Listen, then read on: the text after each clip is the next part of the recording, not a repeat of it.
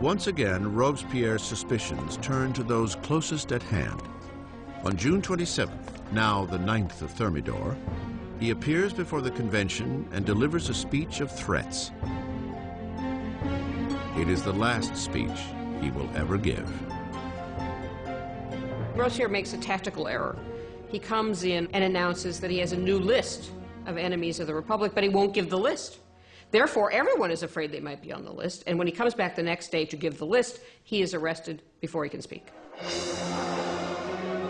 An unexpected chorus of voices shouts Robespierre down. He is stunned into silence. The deputies declare him an outlaw and immediately remove him from the convention. Robespierre and several of his associates are taken to City Hall, where they remain under watch for the night. Shots ring out in the early morning. Guards race to the second floor. They fling the doors open to a grisly scene. One of Robespierre's allies has thrown himself from the window. Another has taken a pistol to his head. And Robespierre is found semi-conscious with a bullet wound to the face, his jaw shattered from an apparent suicide attempt. Robespierre spends his last hours on the table of the Committee of Public Safety, in the very room where he had piloted the terror to its hideously bloody peak. As he is ridiculed and insulted by his former colleagues, Robespierre is unable to respond.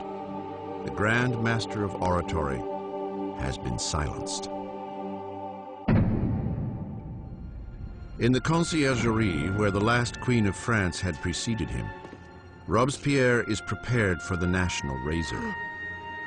His cellmate, the revolutionary Saint-Just, points to a painting of the rights of man and declares, "At least we did that."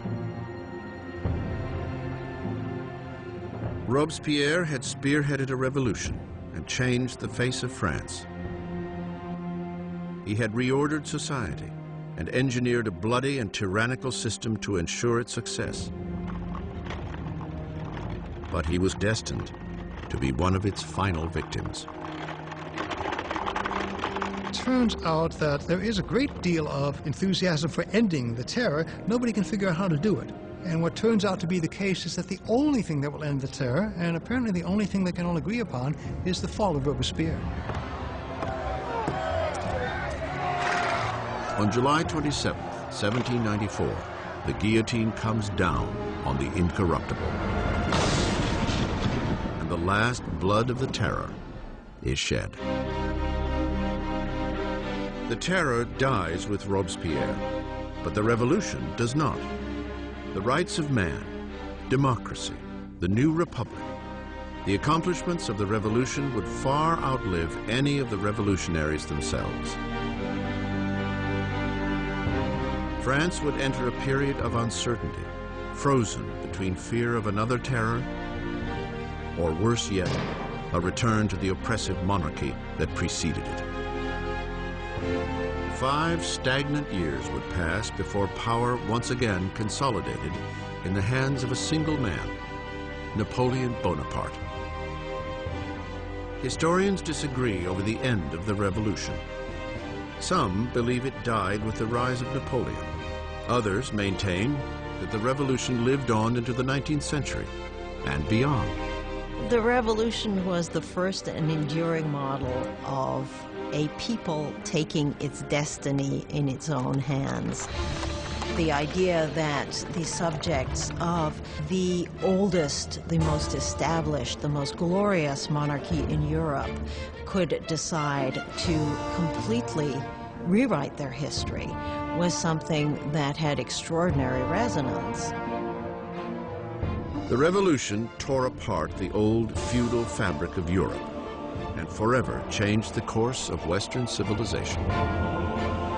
The question raised by the French Revolution is how much violence is justified in achieving a better society? Do people have the right to overthrow what they see as an unjust system, to replace it with what they are convinced in their hearts is a more just system?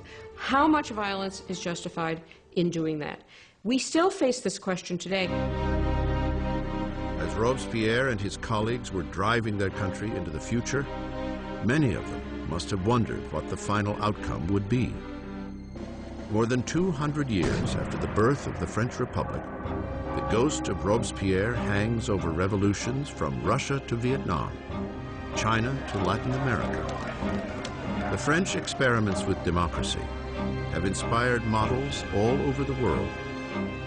Wherever tyranny takes root, the cry for justice is eternal, for liberty, equality, fraternity, for revolution.